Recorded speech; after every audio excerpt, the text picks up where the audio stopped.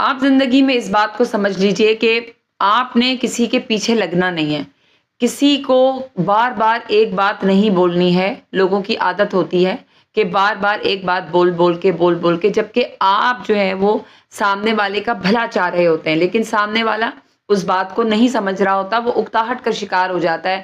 تو اس سے یہ نتیجہ نکلتا ہے کہ آج کا جو زمانہ ہے وہ بھلائی کا زمانہ نہیں ہے۔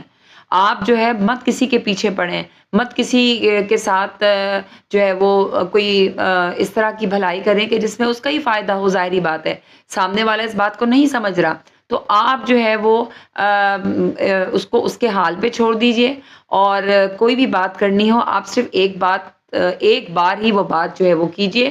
اور کہتے ہیں کہ بار بار بات کرنے سے اس بات کی اہمیت اور بات کرنے والے کی اہمیت جو ہے وہ ختم ہو جاتی ہے، بلکہ میں تو یہاں تک کہوں گی کہ وہ اس انسان کا جو وقار ہے وہ بھی ختم ہو جاتا ہے۔ لہٰذا آپ کسی کو بھی کوئی بات بار بار مت کیجیے۔